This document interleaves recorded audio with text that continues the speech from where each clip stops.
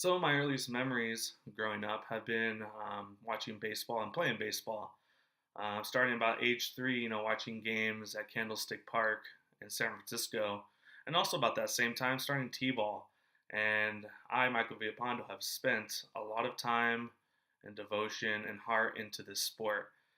I have coached T-ball, don't have any children, but I love the game so much that I decided I wanted to coach, be able to teach young children how to play baseball appropriately and just so they could have fun. Baseball's been around since the 1800s and is known as America's pastime. Some people probably want to disagree with that these days because if you want to compare another sport like football, saying it's more exciting, I'm here to convince you otherwise. And by the end of this speech, you'll kind of understand why baseball is America's pastime and is probably one of the most exciting sports to watch. Um, the problem is baseball is kind of viewed as a slow game. It takes about 4 hours. No one wants to spend that much time watching a game. And there's 162 games a year, starting from basically April to September, which means there's a game almost every day. As opposed to American football, there's 16 games once a week. That's very easy to follow. It's more action packed, as some people would say. And they did a study in 2018 by Gallup that said, "What is your favorite sports?" And baseball got 9% of the vote, which is very, very low and sad. And basically did another one survey saying how many people watch the Super Bowl compared to games, and 112 million people watched the Super Bowl last year, and it's one game a year for the Super Bowl, and a lot less people watch baseball. But you have to kind of think about how many games there are, 162, and if you get 20,000 people going to a game a year as opposed to 60,000 for a football game, a lot of people actually go to baseball games, mostly for socializing. And I'm here to try to convince you to do some other things while you're at a game.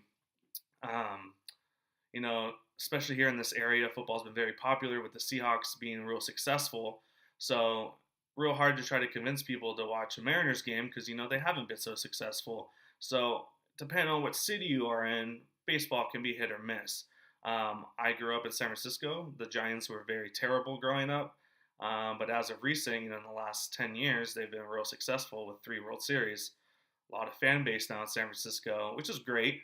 Um, so, people aren't wrong about football not being a fun sport. It is a fun sport, but baseball's been around for 200 years in American history, and it's embedded in our culture with the food, food, culture, music, everything. Um, Fans, devote a lot of their time into this sport, and I'm here to convince you that if you take these steps, you will now kind of convince yourself that, wow, this is an exciting game.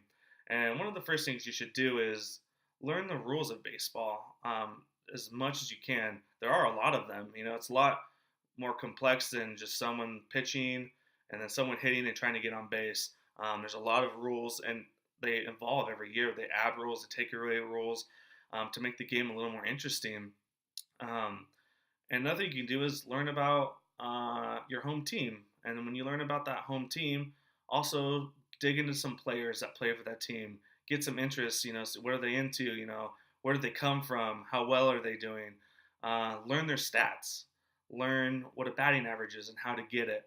And I think one of the most important things to do is keep score at a baseball game. And it's actually pretty hard to do, but when you keep score during the game, you're obviously engaged in the game because you have to pay attention to every pitch. Um, and that will get you away from socializing, not paying attention, not using baseball as as an excuse just to like hang out and drink or, get some sun. You'll start to watch the game, understand why people really, really love this game, and you'll start to realize that everything matters. Everything to the last pitch. The game's not over until that last strike and out is done.